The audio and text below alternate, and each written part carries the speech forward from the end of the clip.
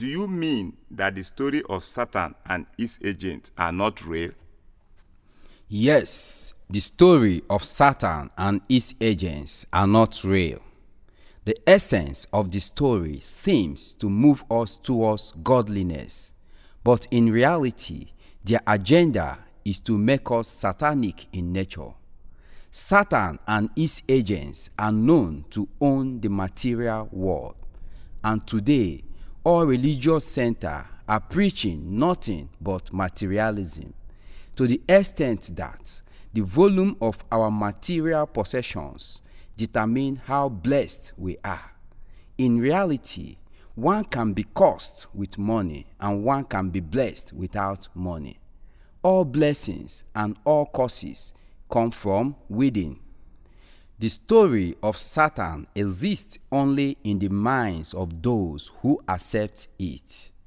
Our forefathers from the eastern part of Nigeria, out of their ingenuity and insight, understood the dangers behind believing the story of Satan and its consequences to us and generations to come.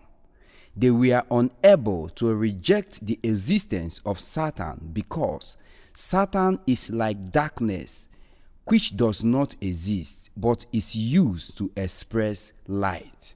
Therefore, they gave Satan a name in our native language as a warning and a revelation for us not to accept the story. They coded this name in a way that anyone who is true to himself will decode by naming Satan Ekwensu, which literally means if you accept, it happens to you according to the volume of your acceptance. What is the essence of the story of Satan? The essence of the story of Satan is to make us believe that there is another power apart from the power of God. Once we believe this lie, it reduces our faith in the power of God. The presence of God permeates and pervades all corners of the world. Can Satan exist in the presence of God? The whole story about Satan is a big lie. Once we believe this lie, we be and live a lie. For instance, when we were kids, our parents lied to us about the existence of the ancestral spirits. During our Owu festival, we were told that masquerades are ancestral spirits. We suffered great fear and torment from masquerades for many years until we realized that the masquerades are our uncles and brothers. The suffering disappeared. When we live a lie, suffering is inevitable. This is why there is an ever-ready, unconquerable war with Satan, which does not really exist. This war exists only in the minds of liars. Liars listen diligently to lies. This is why they are continually manipulated by religious leaders and politicians.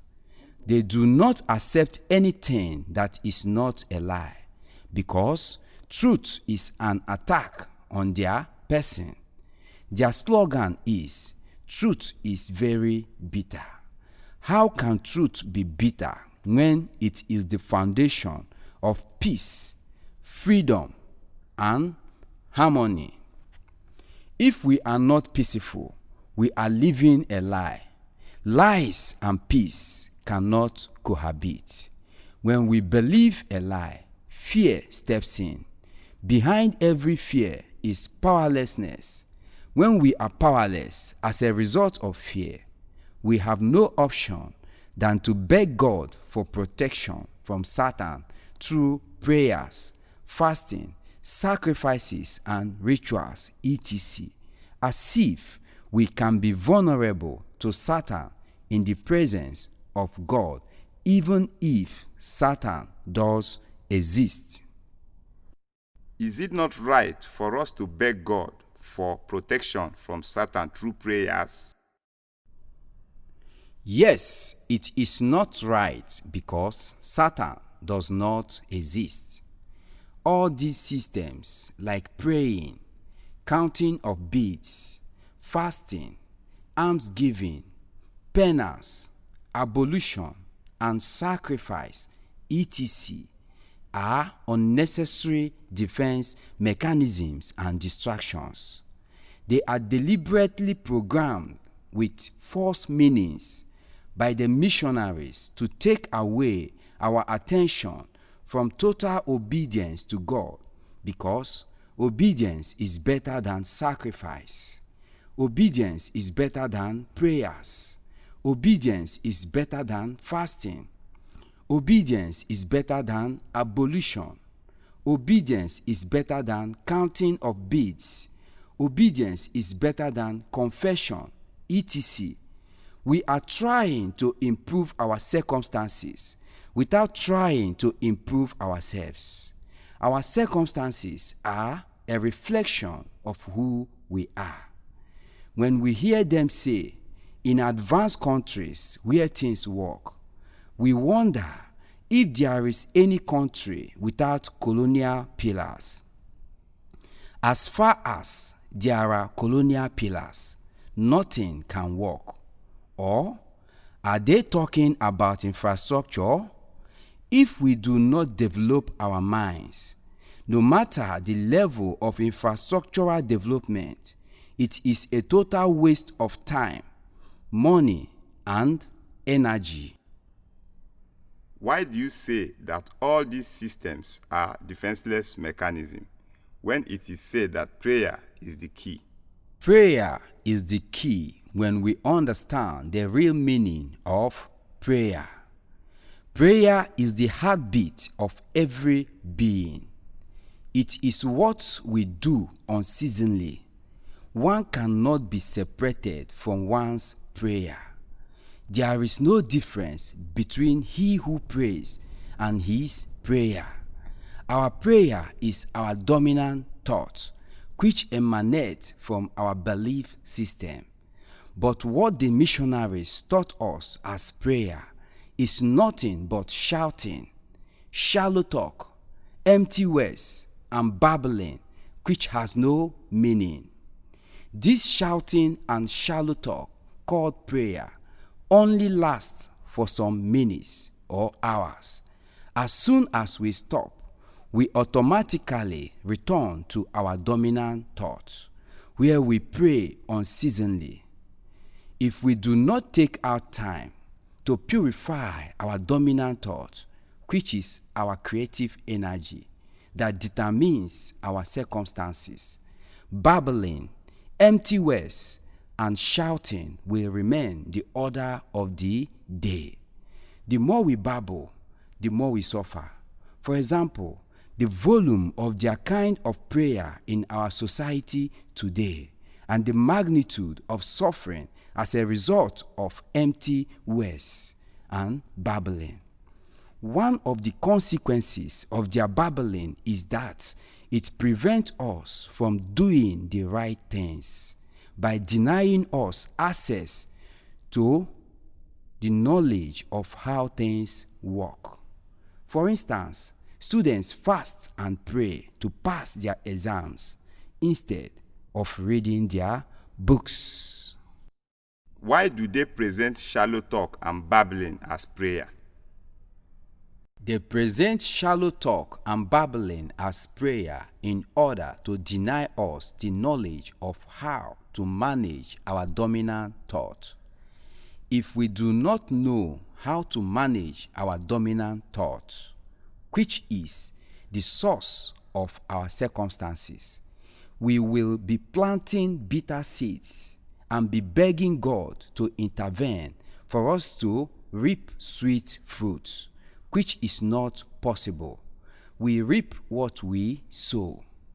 Another essence of their empty words as prayer is to make us beggars instead of partners, because if we are not deliberately careful as a partner, begging is inevitable, and a beggar has no choice. This is why the prayer of a typical religious person surrounds begging endlessly for one thing or the other. Begging endlessly for one thing or the other will increase if we believe in the existence of any of the non-existing forces presented to us by the missionaries, such as witches and wizards, marine powers, evil spirits, principalities, etc., to keep us ever restless, confused, divided, and undecided. Why do you say that witches and wizards, marine powers, and principalities are non-existing forces? They are non-existing forces because they have no foundation. If we believe in their existence, our minds will be a breeding ground for their manipulation and torment. We have no option than to fall back to the use of their defenseless mechanisms and distractions, such as their kind of praying, fasting, sacrifices, and alms giving, to fight monsters of our own creation. The more we create, the more we fight. The more we fight, the more we suffer, until we realize that all sufferings are self-induced. We will never stop suffering. With the knowledge of our creative energy, there is no war, no enemy, because your own self is your best friend and your worst enemy. All enemies are self-created. Without the knowledge of our creative energy, there is more than enough war and enemies that will require the consultation of prophets, prayer warriors, imams, bishops, fasting merchants, star readers, and witch doctors, etc. If we are not living a lie, why should we pay someone to fast or pray on our behalf when God is not a gambler?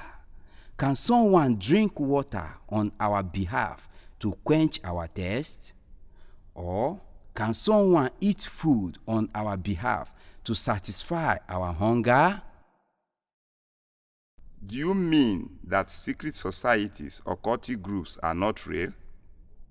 Yes, all occultic secret societies worldwide are based on falsehood and propaganda. For instance, Illuminati, White Lodge, Freemasonry, Ogboni, Amok, etc., and all other organized religions.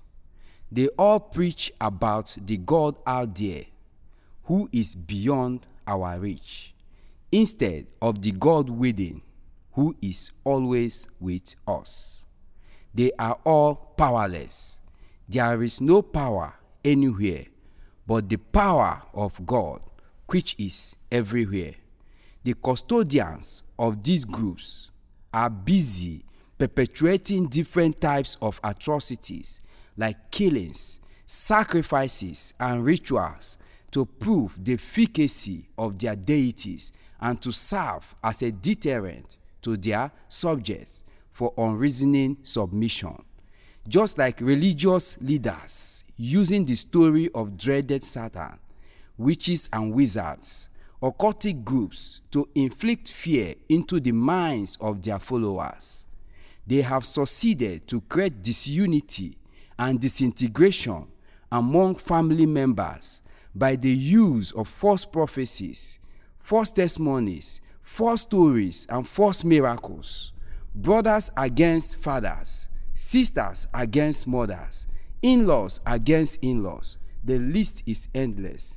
In reality, we are highly connected and inseparable to the extent that we cannot harm another but ourselves.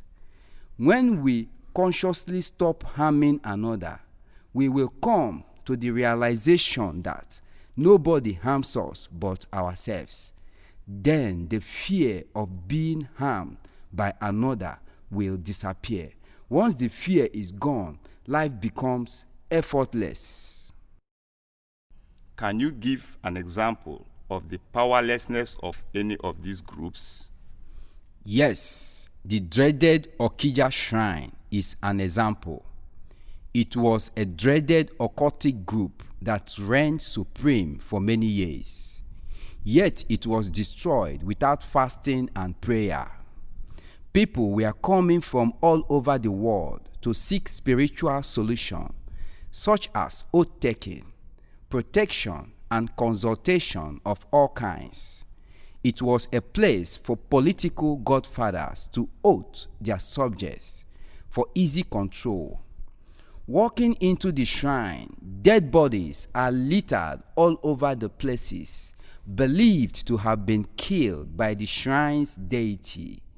The presence and stench of the dead bodies is enough to instill fear into our minds, not to act contrarily, or else we will be one of the dead bodies. Due to the understanding of the powerlessness of the shrine by Dr. Chris Ngige, just by seeing it exactly the way it is, he did not abide by the oath. The same way, politicians, religious leaders, and government workers will take oath of office with Holy Quran and Holy Bible and will not abide by it.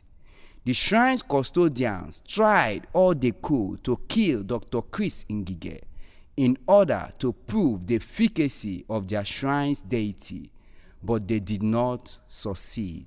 Why didn't the shrine custodians succeed in killing Dr. Chris Ngige?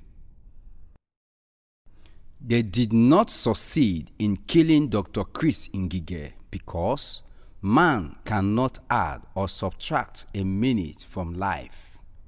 Just like religious leaders using the threat of death to terrorize their followers, you hear them preach, if we get out of the congregation of brotherhood, or if we do not perform 5 times daily prayer, death is imminent, as if they are aware of how and when they themselves will die. The issue of life and death is totally in the hands of God. No religious or occultic group, no matter how spiritual or diabolical, can determine when and how death and life occurs. God alone gives and God alone takes. With this understanding, death loses its terror. With the terror of death gone, we become fearless. If you are under the influence or bondage of any oath, do not be afraid of their rituals, killings, and deities. Focus on the custodians and travel to where they cannot reach you. You will realize that their so-called deities are powerless. Why are we so controlled by what we believe? We are so much controlled by belief because belief is be and live. It controls our thoughts, words, and actions.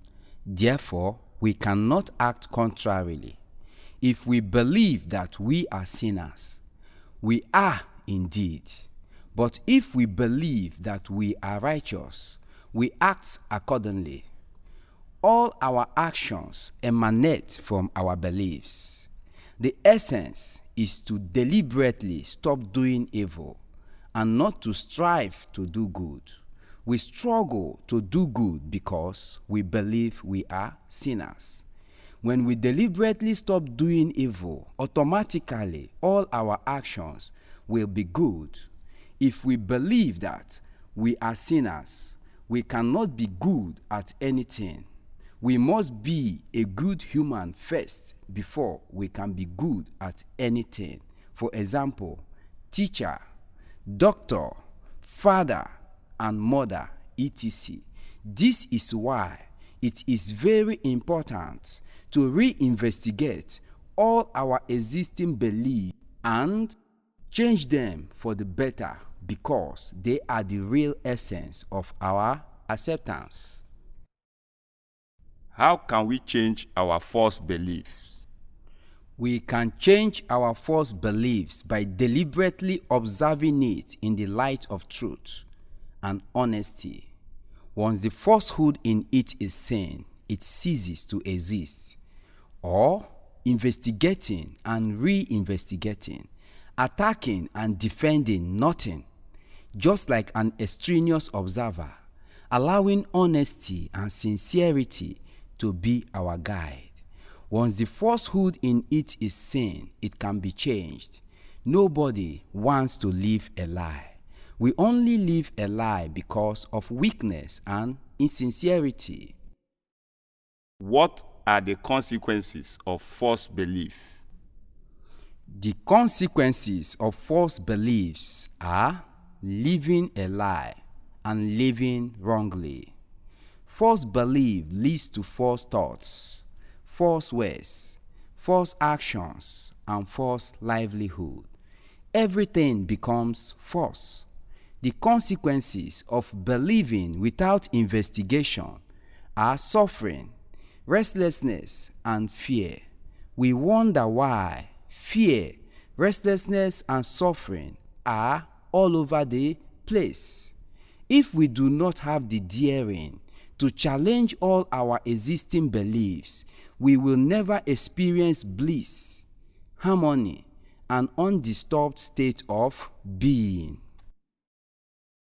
Why are we so afraid to challenge all our existing beliefs? We are so much afraid to challenge all our existing beliefs because the slave masters are continually creating us according to their own image and likeness to live externally instead of internally. Therefore, we quake at what people will say instead of listening to our internal directives, which is the only light. They are creating us according to their own image of penury, which expresses itself in extreme materialism. All forms of accumulation, hoarding, and grabbing are as a result of a sense of insufficiency, while in reality, what is available is more than enough for each and every one of us. This is why what will satisfy everybody's need cannot satisfy an individual's greed. Also, we do not want to come to the understanding that we have been believing wrongly all our lives, without knowing that coming to this understanding is the beginning of believing aright, which is the foundation of peace, harmony, and effortlessness. Some of us who are seemingly aware of the force in their beliefs are still holding on to it because of fear of losing its assumed protection, support, and control, without knowing that once we abandon false beliefs, the right belief will automatically step in, which will lead us to God's protection, support, and control that is incomparable. None should be blamed for whatever bondage we are in today as a result of false beliefs, because we are free to be free or to remain in bond. Why do you say we are free to be free? Yes, we are free to be free because we are no longer under any captivity or compulsion to follow a particular religion blindly. Our bondage today is our choice. We are free to fearlessly investigate all religions with the view of finding the truth, because it deals with our beliefs, and our beliefs determine how we feel. When you ask a Christian, "Can you by any means be a Muslim?" he will say, "God forbid they are unbelievers. When you ask a Muslim, can you by any chance be a Christian? He will say, Allah forbid, they are infidels. When they ask you, which one do you belong? And you say none, they will conclude that you do not believe in God or Allah, meaning they would have preferred you to believe in what they forbid, because they thought man cannot reach God directly without any organized religious platform. They don't know that all organized religions are instruments of the slave masters to insert fear, restlessness, and indecision into our minds. Why do Christians and Muslims say that Holy Bible and Holy Quran are their manuals?